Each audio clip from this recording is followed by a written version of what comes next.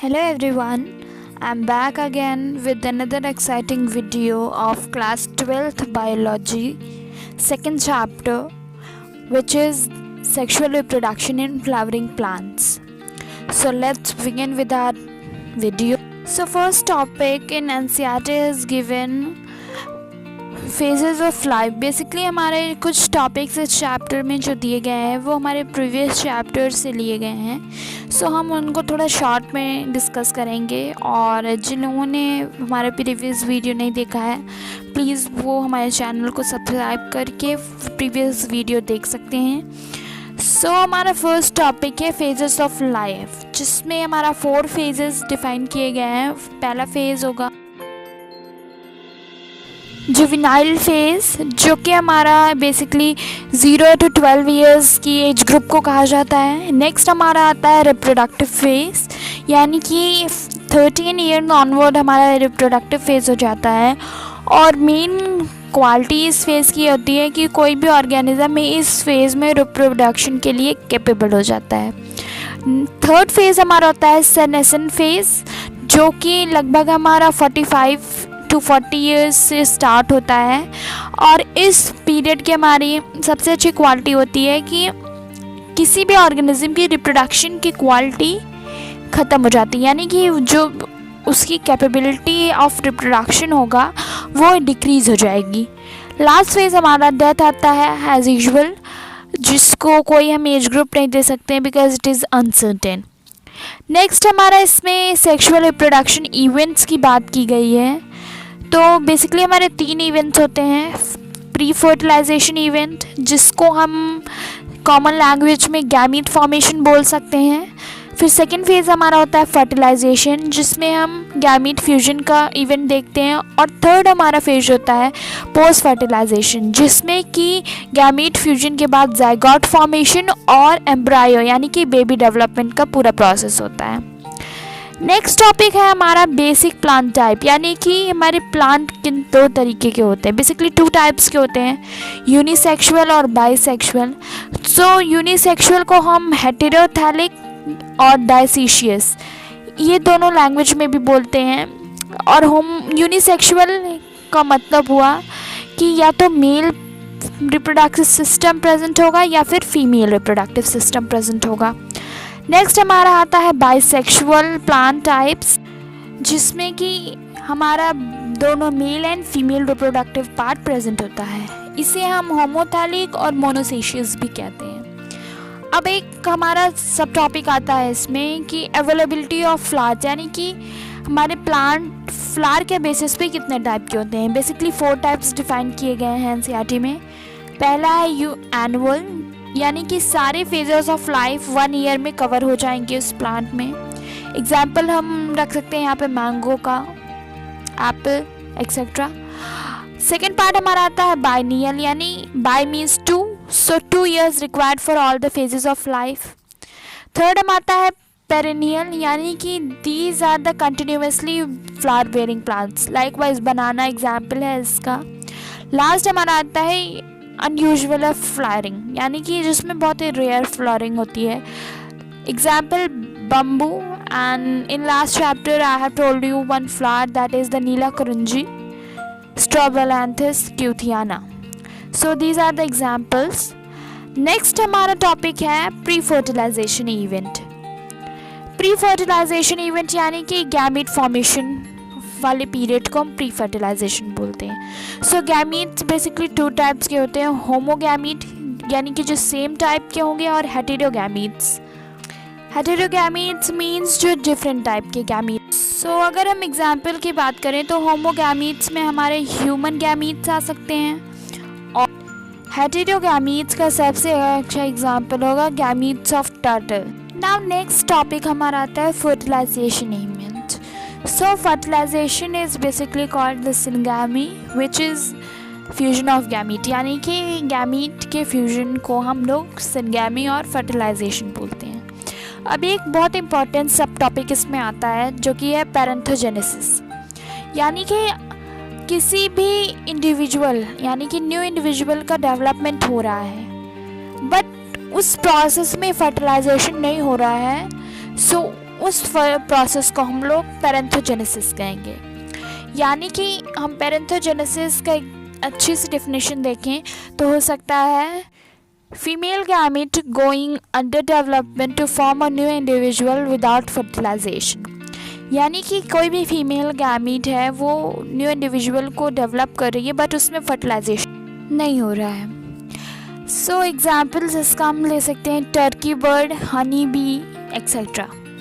अब fertilisation basically हमारे 2 types का होता है, एक इंटरनल यानी कि जो फीमेल बॉडी के अंदर होगा और एक एक्सटर्नल जो फीमेल बॉडी के बाहर होगा। तो इंटरनल फर्टिलाइजेशन का सबसे अच्छा एग्जांपल है हम human beings and external fertilization का एग्जांपल हो सकता है फ्रॉग, फिशेस एक्सेट्रा। अब हम बात करेंगे पोस्ट फर्टिलाइजेशन इवेंट की। पोस्ट यानी कि आफ्टर। सो इसका मतलब है कि फर्टिलाइजेशन इवेंट के बाद के जो भी होंगे इवेंट्स उनको हम पोस्ट फर्टिलाइजेशन इवेंट बोलेंगे।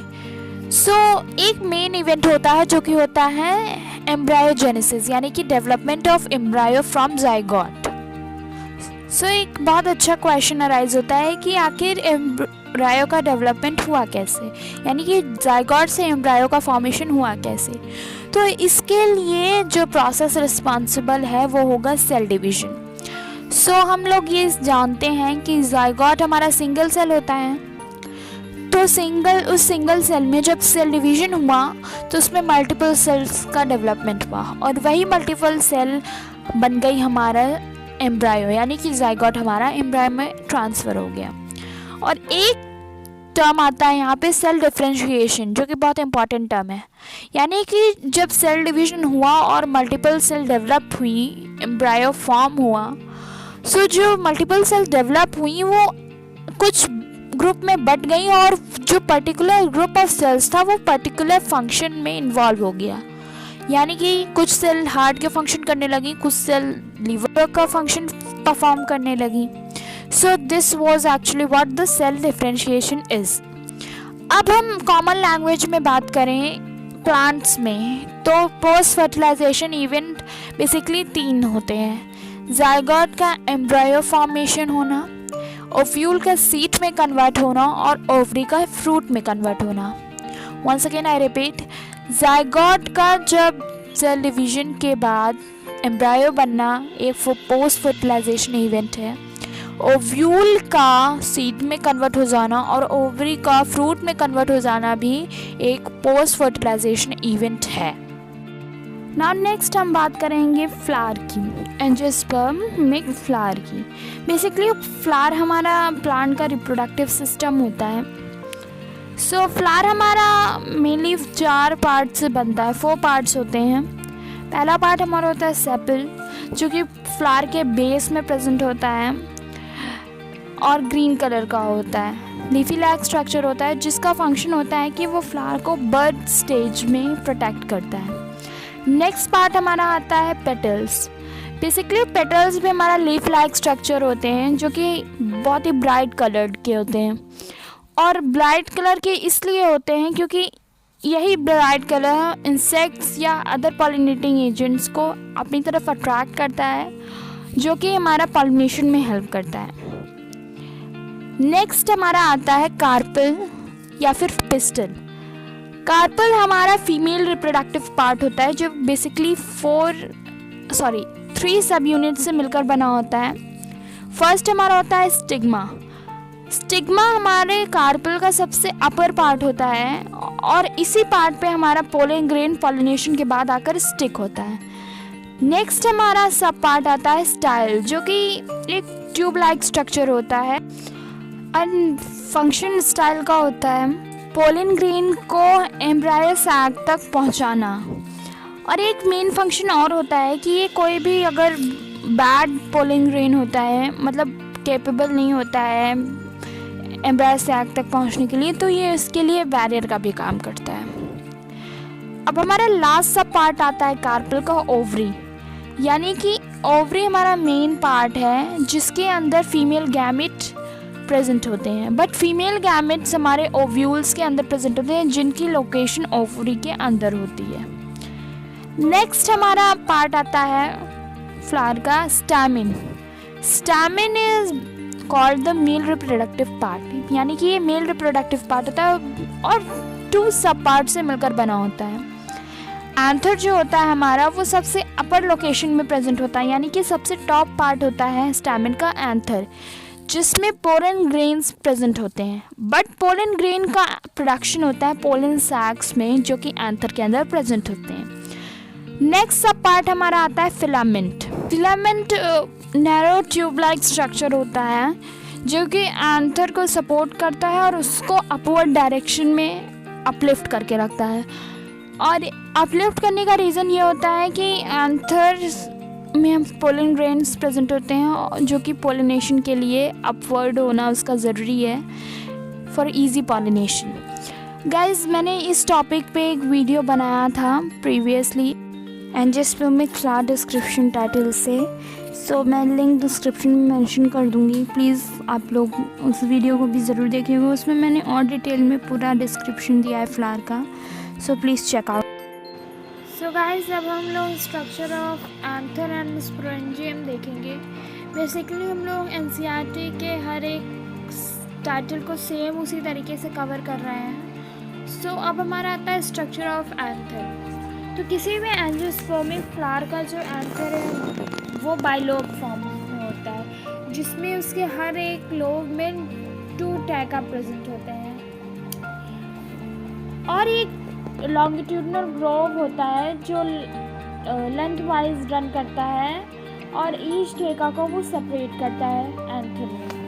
अगर ट्रांसवर्स सेक्शन की बात करें एंथर के, तो उसमें 4 साइडेड यानी कि टेट्रागोनल माइक्रोस्पोंजिया प्रेजेंट होता है, जो कि हर एक लोब के कॉर्नर्स में होता है। और यही माइक्रोस्पोंजिया फर्दर डेवलपमेंट के बाद पॉलन सैक्स में कन्वर्ट होता है और इसी पॉलन सैक्स में हमारे पोलन ग्रेन्स प्रेजेंट होते हैं। अब हम बात करेंगे स्ट्रक्चर ऑफ स्पोरेंजियम।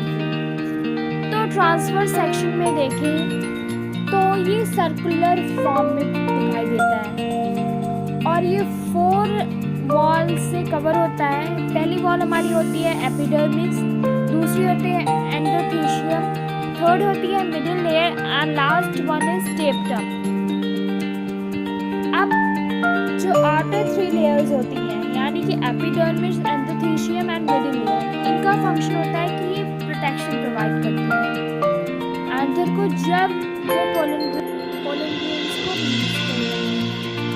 हमारी सबसे इंटरनल लेयर आती है टेप्टम और फंक्शन होता है टेप्टम का कि वो डेवलपिंग पोलन ग्रेन को नरिशमेंट प्रोवाइड करती है। अगर हम टेप्टम लेयर के सेल्स की बात करें तो इनके सेल्स में काफ़ी डेंस साइटोप्लाज्म होता है और इसमें एक से ज़्यादा न्यूक्लियस प्रेजेंट होते हैं। ये 2 मेन कैरेक्टरिस्टिक फीचर है टेप्टम लेयर। बात करेंगे माइक्रोस्पोरेंजियम के स्ट्रक्चर की, जिसमें हम लोग उसके सेल्स को देखेंगे। तो ये हमारा माइक्रोस्पोरेंजियम का स्ट्रक्चर है पूरा। इसमें हमारा 4 सेल्स के बारे में हमने डिस्कस किया है। तो हमारी पहली सेल आती है epidermis, outer most layer, endothecium second layer यानी कि इनर देन एपिडर्मिस। हमारी फिर आती है मिडिल लेयर जो कि सेकेंड लेयर यानी कि एंडोथेशियम और इनर मोस्ट लेयर यानी कि टेप्टम के बीच में होती है। तो ये एरिया हमारा, इसको हम मिडिल लेयर बोलते हैं। This is the middle layer. हमारा एक लास्ट टिश्यू आता है स्पोरोजेनस टिश्यू, जिसके अंदर से हमारा पोलन ग्रेन अराइज होता है। तो बेसिकली यही थे हमारा पूरा माइक्रोस्पोरेंजिया का स्ट्रक्चर। सो गाइस, मैंने अभी आपको एक बहुत ही न्यू लेयर या टिश्यू के बारे में बताया था जिसको हम लोग स्पोरोजेनस टिश्यू बोलते हैं। तो बेसिकली इस टिश्यू का फंक्शन यही होता है कि ये पोलन ग्रेन का डेवलपमेंट होता है यहाँ से, इस टिश्यू से।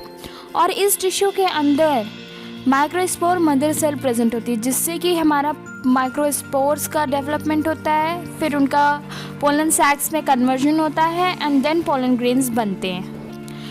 अगर हम फंक्शन की बात करें तो एपिडर्मिस आउटर मोस्ट लेयर होती है और इसका फंक्शन होता है कि ये इनर लेयर्स बाकी के और भी जितने एलिमेंट्स या लेयर्स हैं उनको प्रोटेक्शन प्रोवाइड करना।